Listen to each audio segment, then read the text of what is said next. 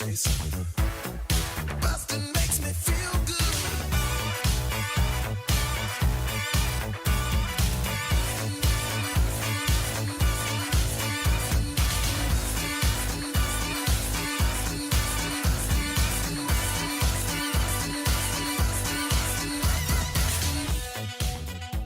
Hey everybody, welcome to Blockbusting, the podcast where we love to hate the movies. I'm your host, Jay Light. Joining me today, Hannah Williams. Hello, Jay. Hello, Hannah. How are you? I'm doing well. How are you? I'm good. We both got the denim memo. Yes. Oh my God. Good of for course. that. Ours are very similar colors. Very nice. Oh yeah. Yeah. And do you have tears in it like mine? No, I'm not as cool. You're a little bit more This is a stage rough and disaster. tumble. Oh yeah? Yeah. From a pack show or A something pack else? show. Yeah. I tore my jacket asunder on the door hinge. Oh, those doors at the theater are not.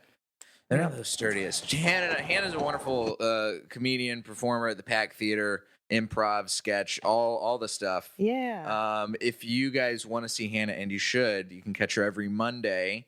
Yes. As part of Fussy. Fussy. Yes, that's right. Fussy, wonderful team. And on the new sketch team, Dreamboat. Yes. And our debut show is this Sunday at 8 o'clock at the Pack. Yeah. So if you're listening when this episode's out, you got a couple days to decide whether or not you should go see the show. You should go see the show. But you came today. This has been an episode that's been cooking up for a long time. Because I remember I posted in the Pack group about the show and was inviting people to come on. And you posted so early on in my booking document, you kind of got lost in the shuffle, and I was like, I got to get some stuff. Oh, Hannah picked a movie that I hadn't seen, and I'm intrigued by this choice, and that is The Revenant. The Revenant. Oh my God. This is like, I've been waiting for this moment to be able to shit on this movie since I saw it. It's like, it's one of those movies that because I was so excited to see it, and it just broke me like when I was in theaters. I'm like, oh my God, I hate that I'm experiencing this right now. Yeah. And it's just disappointing. So you saw it in theaters. I did. And The Revenant, 2015 American survival drama Western film. There's a lot of categories on this. Directed by Alejandro Gonzalez Iñárritu. Screenplay by Mark L. Smith. It's based on Hugh Glass, the frontiersman from 1823, as he tries to fight his way back to life after being abandoned and left for dead by those dastardly people who he went on his pelt hunting trip with. And this is so there's actually a huge difference between the real story and the one in the movie. Okay. So in reality, Hugh Glass was mauled by a bear on this expedition, Right. and two people were tasked with, and it's the same guys, Bridger and Fitzgerald, Okay. are tasked with watching over him. Yeah. And leave him for dead. But the key thing is he didn't have a son at all. Oh, really? So in the movie, he has a son who's half Pawnee, Right. and the whole like impetus for this revenge story is that Fitzgerald kills his son Right in front of him. right in front of him, Stabs him in the gut. yeah, and like he can't do anything because he's been mauled by a bear. Right. And he's just lying there paralyzed with horrific frontiersman teeth. Yeah, and like in the real story, it's just there's no son. Hugh Glass like was just left for dead and crawled his way back to the post, and forgave them in the end. He didn't like kill the guy. It's a really interesting. Are you a history buff? Is that why you wanted to see this movie? No. No. Why did you want to see this movie? Are you a Leo DiCaprio fan? I do that love cutie? Leo. Oh my God, I was obsessed with Titanic when I was a kid. But I really loved Birdman. And this is the first movie I've ever seen that made me retroactively hate another movie. Wow, interesting. Because Alejandro Iñárritu, he'd won a ton of accolades for Birdman. You know, he won Best Picture, Best Director, and this one again, he got nominated. I think he's the first director to win back-to-back Best Director Oscars. Oh, he won Best Director for. He won Best Director this? for The Revenant. Yeah. Oh, okay. The Revenant won for Best Actor because they were like, well, all right, we finally got to give it to Leo. Mm-hmm. And it won Best Director and Best Cinematography for good old Emmanuel Lubezki. And I got nominated for a bunch of other ones. It was nominated for Best Picture. Yeah. I believe I don't think Tom Hardy got nominated for Best He did. Supporting Actor, did Actually, he? I believe, if I remember the lore correctly, that He did, yeah. there was a bet between Leo and Tom Hardy on the set that, like, Leo bet that he would win or get nominated, and Tom didn't think he would. And then he had to get, like, a tattoo, I think. Tom Hardy did? Yeah, like, of Leo's choosing. I can't remember what it is. Oh, but- I wonder if we could figure out what that is. That might be. I would love to see what this Tom Hardy bet tattoo is. And I think Tom Hardy was really good in it. I Yeah, actually Tom really Hardy's liked. It's just so disappointing to me because Leonardo DiCaprio I love him as an actor. This is probably my least favorite performance. Yeah, because he's not really doing a whole lot. Oh, he's grunting and screaming Yeah. and like And there's stumbling it's around. flat. Yeah, there's a lot. I remember watching this yesterday to prepare for this episode and just thinking like it blows my mind that Leo didn't win an Oscar for The Wolf of Wall Street, and instead this is what he got his Oscar for. Yeah. Like The Wolf of Wall Street is a daring, entertaining performance, and this is just like, all right, we're gonna watch Leo get just tortured and try and survive for several hours. Leo knows all is what the tattoo says. Yeah. Let's see. It's a hilarious tattoo. Where, is that on his arm? Yeah, it looks like it's right on his wrist. Yep. there it Oh, like goes. his bicep? Yeah. Oh my God. It's huge. Leo knows that is big. Oh my God. That's so great. Good for Tom for sticking to his guns and getting that tattoo right on the guns. Yeah. So why did you want to see this movie? Had you seen it? You're just a big fan of Well, so all of the stuff above that we've already covered. It looked beautiful in the trailer, and I'll still give it. Like I think it did deserve best cinematography. I can't remember what else was nominated that year, but that he's very deserving of that. Like it is a gorgeous film. It is. So, have you seen Tree of Life? I got too stoned before I saw Tree of Life and fell asleep in the first 5 minutes of the theater and woke up with my friend who also fell asleep. Oh boy. I mean, I could see Tree of Life having that effect if you're a little too high. But it's the same cinematographer. It's Emmanuel Lubezki, and you can really tell he's very very particular style, and I think it works well in this movie. But I hadn't seen the trailer. Let's go and watch the trailer and see what Hannah got so intrigued about, because I haven't seen this at all. I still haven't watched. Yeah, I haven't watched it. I think since I saw the original trailer. It was one of those things I didn't latch on to me when it came out. Nope, here we go. It does have a Tree of Life feel. Yeah, it's very like the Tree of Death. Yeah. Okay. I like that scene is great. Yeah, this opening fight scene is really cool. Yeah, I had a moment where I was nervous rewatching this that I was gonna like it on my rewatch. Happens every now and again. What we gonna do? Sit out there like a bunch of goddamn ducks? You and your half-breed son get to walk on out? And there's his son.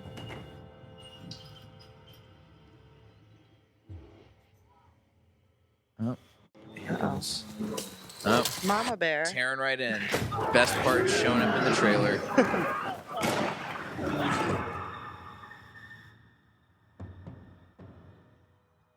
See, this is The proper thing to do would be to finish him off quick. He's to be cared for as long as Tom Hardy being a little bitch, not wanting to take care of his guy who saved him. There's his Oscar. Yeah, just because he spit up a little Yeah. bit. That's all you need. What happened? We did what we had to do. Yeah, this is. Yeah. I mean, because there's so much intensity. Intense. Yeah. That music is like a heartbeat racing. he knows how far I came to find him.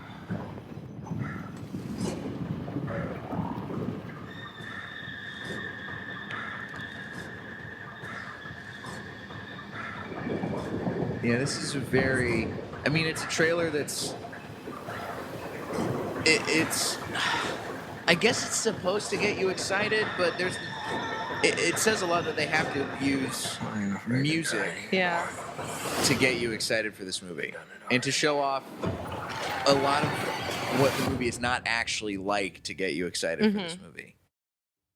So wait, you hadn't seen the trailer? I hadn't seen the trailer. This is the first I've seen of this trailer. Okay. Did that, And- if you can ignore that you have already seen this, did that get you excited? I mean, watching that, yeah, I Yeah. would go see the trailer, or I would go see that movie based on that Yeah. trailer, because I think, oh, okay, this is going to be, he's going to fight his way through the wilderness. Mhm. It's going to be a tight thriller. Yeah. It's going to be entertaining the whole way through. And you get there, and it's just it's bloated. It's over 2.5 hours long. Yeah. It's How did it feel in the theater watching this movie, and just the weight of disappointment starting to crush in on you? I went by myself at a theater by my house that I think I had a beer beforehand, and so I'm sitting there, and I feel like that made me a little more impatient. Okay. But I remember there was a point like halfway through, and I was like, I have to pee, and I never pee during movie. I hate it. I can't do it, and I was just like, "Oh, fuck this. I just like walked out, and I went to go pee, and I came back. I'm like, oh look, it's basically where I left off. Oh It's yeah. like- Oh, he's in the snow. Mhm. Sad. Uh-oh. Yeah. I guess. Well, who knows what I missed? Maybe Yeah. I missed a dream sequence. no. Oh my Or god. he's staring at skulls. Yeah, or some horrible like just look at how much this man is suffering moment that there are things in there that it's like it points out so much about this suffering. Sorry, we're getting told by the booth. Emmanuel Lubezki, who's done a lot of good cinematography in movies, he did the cinematography for The Cat in the Hat. Oh my god. What else has he done cinematography for? He's won a lot. Like he won for Birdman and Gravity, I believe. Yeah, Gravity. He definitely. Oh, he did Children of Men. Like Yep. he's great. He's great. He's worked a lot with Terrence Malick. Burn After Reading. He's done. Let's see. Yeah, he's done a series of unfortunate events that actually did have some really good cinematography. He did the in it. Birdcage. That's one of my favorite movies. Yeah, Meet Joe Black. Wait, is that? No, that's not the one. Oh, Meet Joe Black has Meet Joe such Black's a the great one moment when he gets with hit by Brett, the car. He gets hit by the cars and he bounces between Yeah. the two cars. See, that moment in Meet Joe Black is more exciting than almost the entirety of The Revenant, though. Mhm. Like, I would rather watch that for 2 hours on a loop. Because I Mhm. remember even watching the. There's a lot of stuff in this movie that they're really highlighting as visceral. Mhm. Like, even in that clip, the trailer, the top line of the trailer, the description for it says it's a visceral cinematic experience in the description. Mhm. And I watched it and I thought, okay, there's definitely some parts in this movie that are really brutal and violent and hard to watch. Mhm. And I think that makes a lot of sense. Like, yeah, it looks like we have sort of a clip, Oh, a God, I compilation hate here this. of like the gross parts of this movie. Oh my god. Which, credit to Leonardo Iñárritu for making all of these like horrifying sequences palatable. But so, okay, do you know the story of the bison liver scene? No. Okay. Tell me oh the my story God. of this bison liver scene. So they had a fake bison liver, Uh-huh. and Leonardo DiCaprio, who's a vegetarian, Uh-huh. was like, "It looks too fake. Let's get a real one."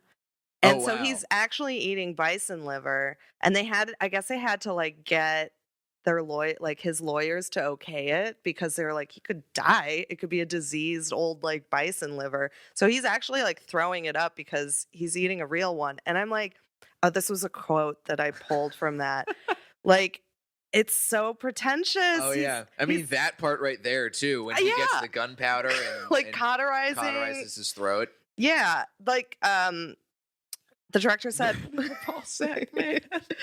yeah, he's like, without it, we may not have gotten to the truth of it. I'm like, nobody knows The truth of what? Yeah, like nobody knows what a real bison liver looks like. Like, No one's gonna know. Yeah. There's so much in this movie that feels like it's for the sake of trying to get you gripped and hooked. mhm. like that whole sequence at the very beginning of the movie where that sequence, this scene's a part of it where there's chaos and the Indian tribe is attacking the traders and they're trying to, we don't know what their motivation is yet. We only know that these fur traders are getting attacked by this Indian tribe. We just see them as like, oh, they're coming in. And it's a lot of like, it's not all a single shot, like single take, but it does a lot of like kind of what Children of Men did with that. A lot of stuff like, sequences where it's like, all right, you're going to see a guy get an arrow through the face and you're going to see a lot of people getting like limbs, shot and a lot of blood and a lot of violence. It's really designed to just like, okay, we're going to get you gripped in. Yeah. But then there's just so many long stretches in this movie where nothing happens. Oh my God. And it's so boring. And this is not enough to offset all of that. And it's over 2.5 hours of a man so when I watched it again yesterday as well. Oh boy. And there were so many moments where I was like, okay, how much time is left? And I'd look, I'm like, you're kidding me. Yeah. There's still like an hour and a half of this movie.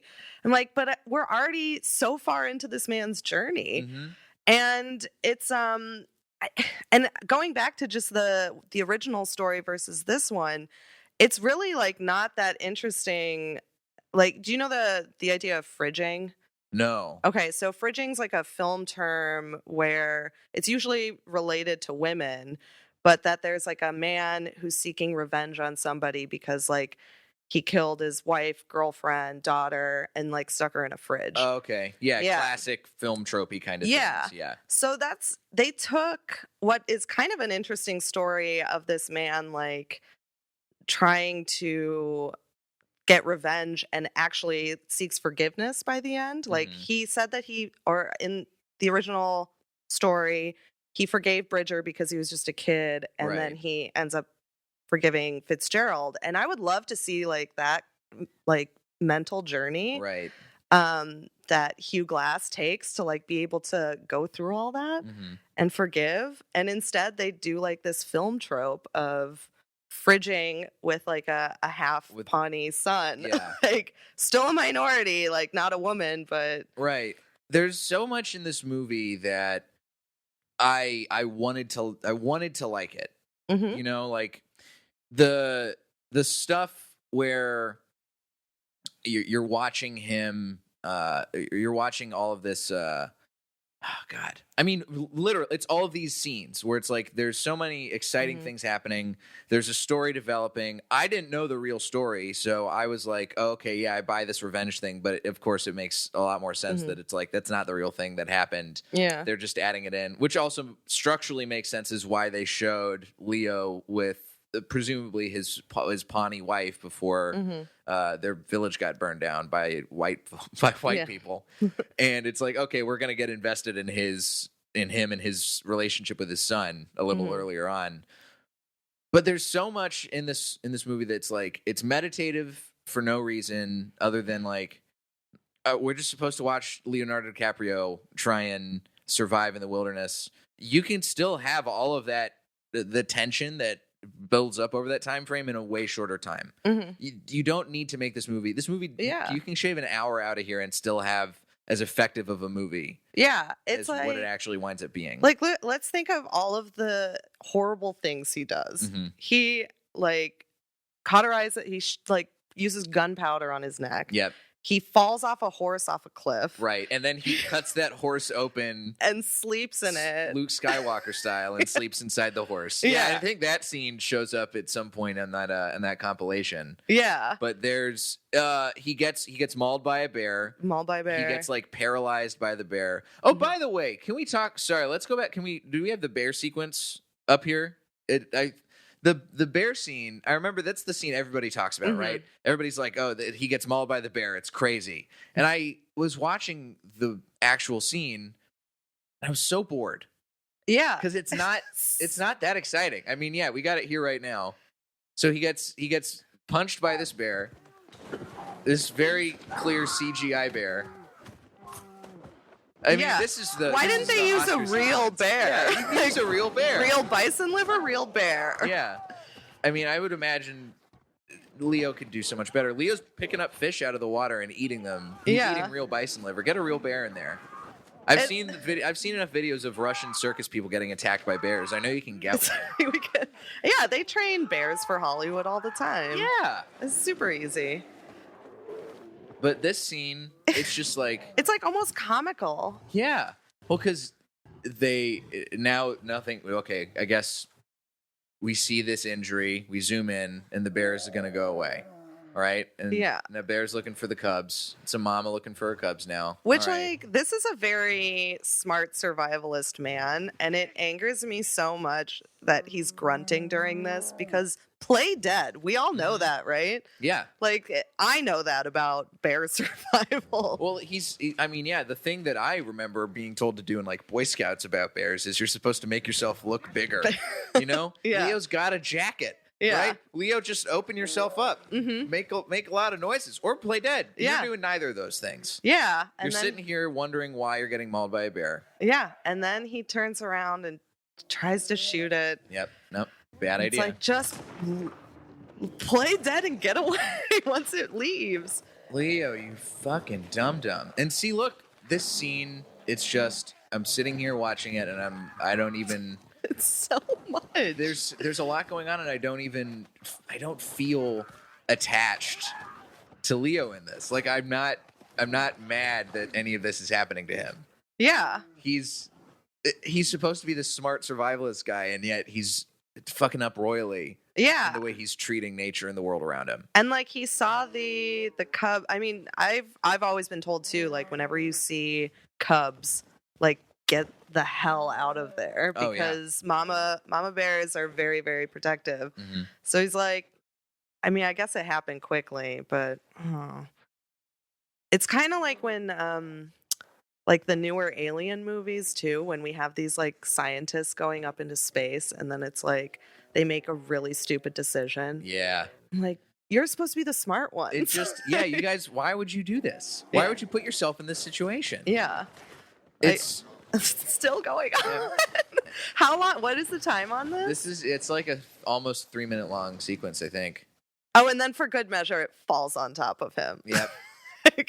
It can't just like go some like everything that could possibly go wrong in this movie does. It's like it's like a white version of Precious. Yeah. So, like, it's just everything is hard and tough and suffering. Right. It's the thing that I felt walking away from this movie was, all right, technically, this is a well-made movie, right? I think there's a lot of, the cinematography I think is fantastic. I think the score I really, really liked to the point where I downloaded it to listen back to later on. I love a good minimal score like what is used here in The Revenant.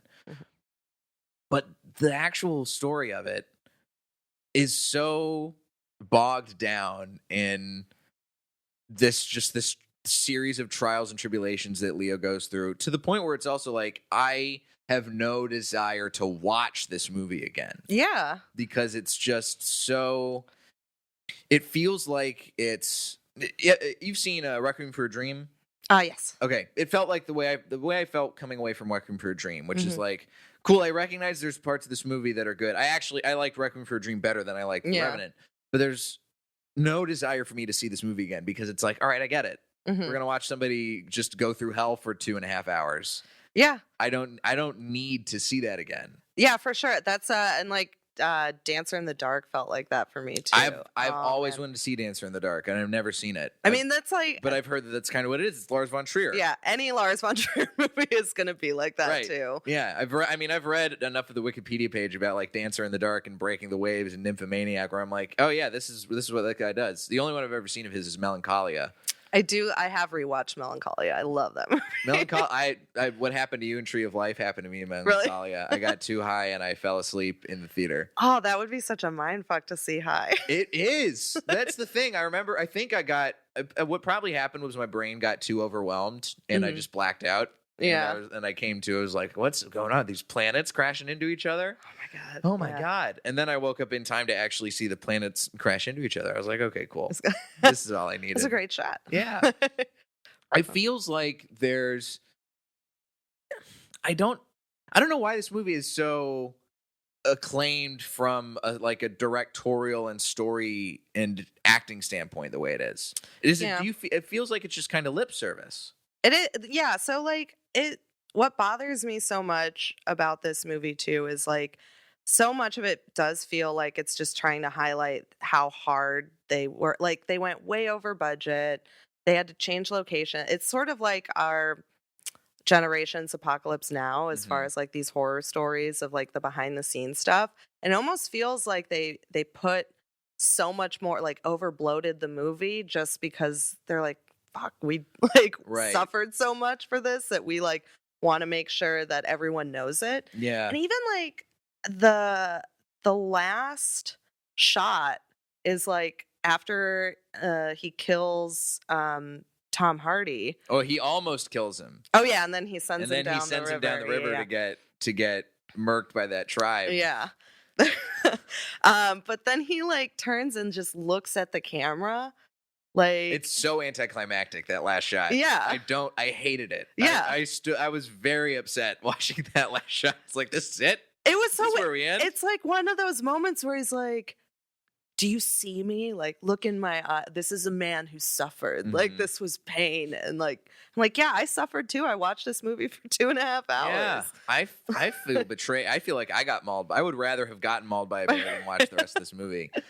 And there's branching elements to this story that I respect the decision to like try and include. Like, I think one of the scenes that I really liked the most had nothing to do with Hugh Glass. Mhm. It was the leader of the Native American tribe who was trying to find the daughter, Mhm. who ultimately cuts off the dude's balls, Yeah. which is great. Yeah. But he's talking to the leader of the French fur traders, and they have this sequence where they're negotiating about trading pelts for horses. And the tribe leader is basically, he's like, listen, you can't, you're in a bad position to negotiate with me because you all came in and took everything from us. Mhm. So we're gonna take these horses from you, and you can either cooperate with us, Mhm. or we can basically make you pay for what you've done to my people. Yeah. And I really liked that scene. Well, because there's an actual dynamic. Yeah. Like, Because it's like, all right, I see this. I see it makes sense. mhm. You know, there's stakes here. Yeah. There is a dynamic, Mhm. and it feels like there's something to care about that's not just put in there for the sake of storytelling. Everything good about this movie has nothing to do with the protagonist. I Right. feel like that's great. I love Donald Gleason's like his character is like he's this like good loyal upstanding man, and Yeah. then and Bridger, I really love like his conflict with Mhm. like he knows what's good and right, Yeah. but like what is he gonna do? Like he's put in this position of like I can't like Yeah. do this by myself. Same like, with, Tom Hardy and too. yeah. The scene with him and with Tom Hardy as Fitzgerald and Bridger squaring off Mhm. is really good. The scene where they, the fur trader comes up and they have the flask, and they're like, "Oh, what's up with this flask?" Yeah. And then all of a sudden, the camera pans over to Tom Hardy's face, and he's just, because he knows the jig's up, he's Mhm. gonna get found out. Yeah. And that scene is, I like. Yeah, the protagonist in this movie is bad. It's just It's so fueled on boring. revenge. It's the like most basic tropes. It's a revenge story from like the most cliched place that revenge stories can come from, which is just like murder of a loved one. And again, that's not even what actually happened in the story, like in real life. So it's just something they manufactured, and every other character is so much more interesting. And yet we spend all of our time with Leo. And It blows my mind that this movie is it's put on such a pedestal. Like at the Rotten Tomatoes score for this movie, it got, let's see. Well, and I think it won the Golden Globe for Best Drama too. Yeah. I believe you are right. It won it won Best Drama, Best Director, and Best Actor. Mm-hmm. And what won the Oscar this year in 2015? I'm having a hard time Um, remembering. Hmm. 2015. Let's see. Best Picture. Was that Spotlight? It might have been. It was. Let's see. Best Picture. Best Picture. Best Picture. I think wasn't that like the only award Spotlight won too? Spotlight. Yeah, I It's think like- Spotlight won maybe best screenplay. Like I always think that's the weirdest. Oh, it thing. was Oh, no, wait. Spotlight. Oh, yeah, Yeah. like when a movie wins Best Picture and nothing else. Like I think Argo did that too, because it's like, how are you the Best Yeah. Picture if everything that comprises a film isn't the best in its category? And the movies that were nominated for Best Picture that year: Big Short, Bridge of Spies, I hadn't seen. Brooklyn, haven't seen. I But love Brooklyn. but Big Short's amazing. Mad Max Fury Road is Oh so yeah, great, that's- and The Martian's fine. And Room. oh yeah. These all get nominated, hmm and a lot of them get nominated. I would have loved to have seen Best Director go to Mad Max and George Miller. Oh my God, that would have been. Because that's, you know what? That's a story about revenge, but it's not really about like avenging somebody. Mhm. It's about trying to like break away from this tyrant Mhm. and get and find your way out. It's like an escape story that sort of has revenge wrapped into it. It's not the whole thing. and in pursuit of hope, Yeah. which is such a great thing too. And when we see Furiosa lose that too, like Mhm. that's so much more interesting. Yeah. There's so many more compelling performances that happened that year too that lost. Like Tom Hardy, I would have pegged would be the more likely winner of an Oscar. Oh my God, he's than Leo great in in this it. movie. This blows my mind. It's so frustrating. Like, and even like this year, I really want Leo to get nominated for Once Upon a Time in Hollywood. I thought he was fantastic in that. He'll probably get nominated. I don't know if he'll. I don't think he'll win. But that's the other thing too. It's like I'm looking at the people who got nominated for Best Actor, and it seems like they're just basically doing it as a way to give Leo the victory. It was Yeah. Bryan Cranston for Trumbo. Who remembers that movie? Nobody.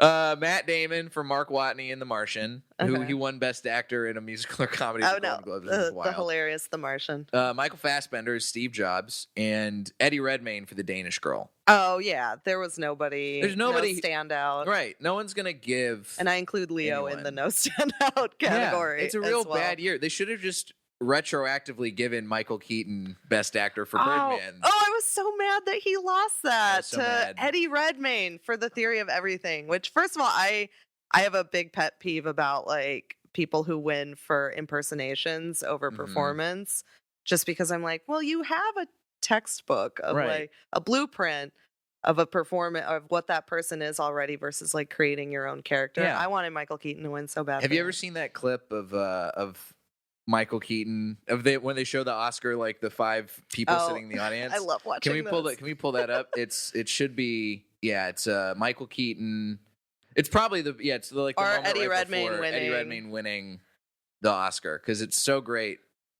It's oh god, it's so exciting because everybody else knows that they're not going to win except for Michael Keaton. Michael Keaton What a terrible is like position. Michael Keaton's like I'm going to win this. I got Mhm. this. And this was a crazy year because that was I think the year that no, it wasn't the same year as The Master. That was the year that Mm. it was going to be that was the other year with Leo DiCaprio who should have won Best Actor that year. Was that for Wolf of Wall Street then? Yeah, Oh, Wolf of Wall Street. So this is a scroll through right before. Yeah, this is Bradley Cooper for American Sniper. Okay, so okay. all right, back it up just a little bit, just a little bit. All right, watch Michael Keaton in this. Okay. So Michael Keaton is he's like I've got this in the bag. The Oscar goes to Eddie Redmayne. Yep, he had his acceptance speech Oh, in his no. hand, and then he puts it under his arm so he can It's like- clap I love his face. I love the honesty. I hate the like cordial. I'm like, come on, we all know Mhm. how disappointing that would be. Yeah. Like, oh my God. Yep. See, he So just stashes sad. it because he's like, I got this. Michael, Everybody you loves won in Michael my Keaton. heart. You won in my heart too, Michael Keaton. Yeah, that was a Ugh. great performance. And I hate Eddie Redmayne's mouth. God. If there's a movie that you think people should watch instead of The Revenant, Like what- something along the same kind of story. yeah, maybe something that it's like a revenge story that doesn't use the fridging. I love that terminology. I've never heard that before. Yeah. Thank you for adding that to my Yes. vocabulary today.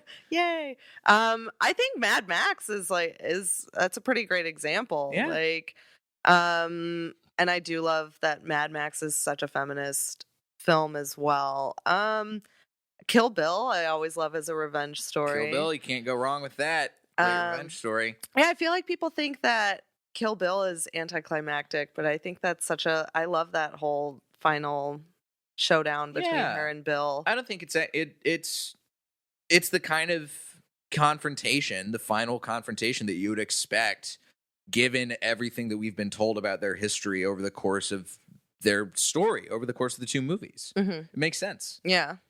Yeah. What about you? Do you Oh have a- man. I mean, if I don't know about revenge stories, those aren't really my kind of movie anyway, but Wolf of Wall Street, just rewatch that. If you want to see what actual acting looks like Yeah. from Leonardo DiCaprio, Wolf of Wall Street. I mean, there's nothing to me that's more perfect than the Quaalude scene when And when he's like kicking Yeah. the door. And you get to see Leo do comedy in that. Yeah. Because I would love to see him just balls to the wall do like some kind of screwball comedy or something just to Mhm. see if he could. Because he's so serious. I bet he probably could. I would Yeah. love to have seen. I mean, have you seen Knives Out?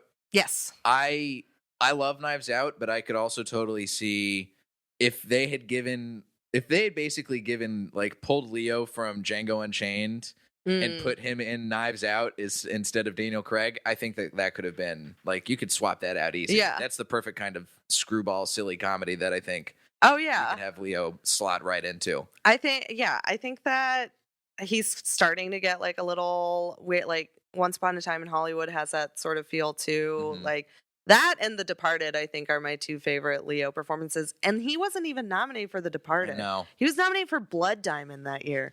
What was that? Listen, I can't trust the Academy. They're probably not going to nominate any of the movies that I really like. They're probably not going to nominate Parasite for jack shit, which is insane to me. Well, it'll get a Best Foreign Film nod. It deserves so much more. I than know. that. Yeah. Anyway, this is listen. I watched The Revenant. We both watched it, and we both came away. Hey, you don't need to see The Revenant, guys. Yeah. Don't waste 2.5 hours of your life. Especially if you liked Birdman. Yeah. Like, Just don't. watch Birdman. Yeah, just rewatch Birdman. Watch Birdman. Watch Gravity. Mm-hmm. Gravity is brilliant. You Mhm. know, and if you want to see Alejandro Iñárritu doing something that's not him doing like a single shot crazy thriller type movie, watch Roma instead. That's also a wonderful movie. Oh, that's Quran.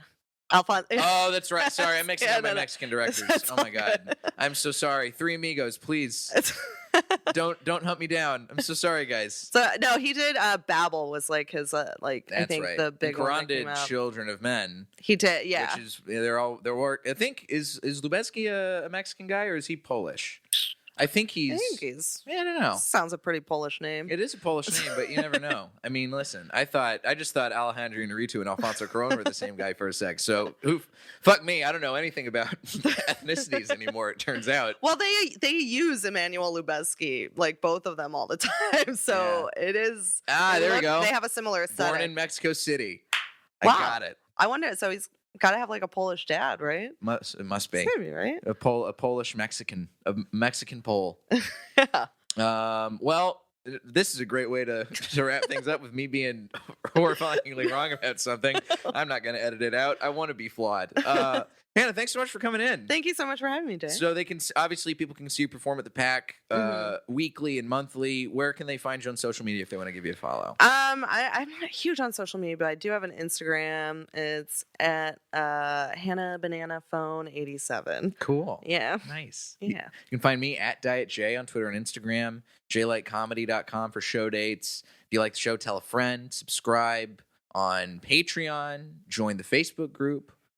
And that's it. Thank you, Hannah. Thank you, Betterbox. Thank you. Wonderful times here Thank in the you, studio. And this has been great. This has been Blockbusting. Go see something good for a change.